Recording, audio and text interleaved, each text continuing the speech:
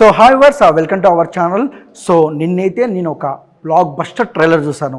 ఎందుకంటే చూసినప్పుడే నాకు కిక్ అయితే ఎక్కేసింది. సో శ్రీ శ్రీ శ్రీ రాజా వారు, సో మనం నానినితిని చూసాము. So mad and hi and mad 2 and అంటే గెస్ట్ రోలు యాష్టాక్, అంటే వరుసగా బ్లాక్ బస్టర్స్తో ఇంకొక బ్లాక్ బస్టర్ కొట్టడానికి శ్రీ శ్రీ రాజా వారితో వస్తున్నారనమాట. ఈ ప్రొడ్యూసర్ గురించి మనం మాట్లాడాలంటే గుర్తుందా శీతాకాలం, the same time block buster cinema విడుదల 2తో మళ్ళంతా చాలా ఎంటర్టైన్మెంట్ చేశారు. సో ఈ సినిమాతో కూడా అంటే ఇది ఫ్యామిలీ సినిమా, మళ్ళీ బ్లాక్ బస్టర్ కొట్టడానికి మనం ముందుకు వస్తున్నారు. నాని నితిన్ అయితే మనతో లేడు, కానీ ప్రొడ్యూసర్ గారు రచ్చరవి గారు, మ్యూజిక్ డైరెక్టర్ గారు మనతో పాటు ఉన్నారు. మరి ఇన్ని వివరాలు వాళ్ళని అడిగి తెలుసుకుందాం. సో అందరికీ నమస్తే అండి, ఎలా ఉన్నారు? సూపర్ ఫస్ట్ క్లాస్ నెంబర్ 1 అన్నీ ఉన్నారా?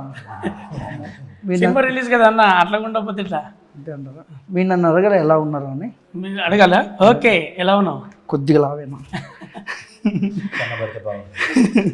Okay sir, first of all మీకు నమస్తే సార్. ఫస్ట్ ఆఫ్ ఆల్ అంటే మీ గురించి చెప్పాలంటే మీకు సినిమా అంటే చాలా ఫ్యాషన్ నాకు తెలుసు sir. So first of all విడుదల కానివ్వచ్చు, గుర్తుందా తమన్నా గారితో శీతాకాలం కానివ్వచ్చు, విడుదల 2 కానివ్వచ్చు, రంగమార్తాండ. సో అంటే ఈ సినిమాలను పక్కన పెడితే ఆ యాక్టింగ్ కానివ్వచ్చు, ఆ కథలు కానివ్వచ్చు నెంబర్ 1గా ఉంటాయి. సో ఇలాంటి కథలు ద సేమ్ టైం ఈ సినిమా, సో ఇలాంటి కథలు మీకు ఎందుకు నచ్చుతున్నాయి? అంటే మనం ఏ కథాంశం ఎంచుకున్నా కూడా అంటే అది ప్రజలకు ఉపయోగపడేట్లుగా ఉండాలి. సో అంటే ప్రత్యేకంగా ఈ శ్రీ శ్రీ శ్రీ రాజా వారి కథ ఎంచుకోవటం గల కారణం ఏంటంటే ఇందులో అంటే పుట్టుకతో వచ్చిన ఒక బలహీనతని బలమైన ప్రేమ ఎలా జయిస్తుంది అనే కథాంశాన్ని తీసేసుకొని వినోదాత్మకంగా అంటే ఒక ఫ్యామిలీ మధ్య ఉండేటువంటి బంధాలు బాంధవ్యాలు ఎలా ఉండాలి అని తల్లిదండ్రులకు కానీ పిల్లలకు కానీ తెలియజేసేటువంటి విధానం ఇందులో అద్భుతంగా ఉంటుంది. సో అందువల్ల ఇది సమాజానికి, తల్లిదండ్రులకి, పిల్లలకి అందరికీ ఉపయోగపడే ఫ్యామిలీ డ్రామా.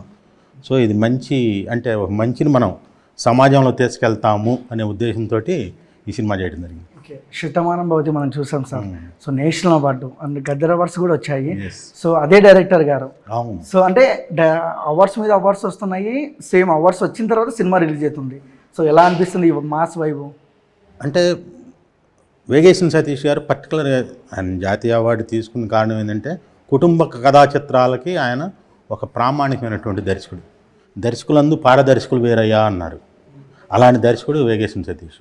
అంటే అది కూడా పర్టికులర్గా కుటుంబ కథా చిత్రాలకి.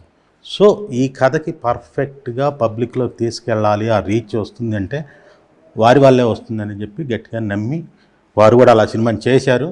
తప్పకుండా మేము ఈ సినిమాతోటి విజయం సాధిస్తాం.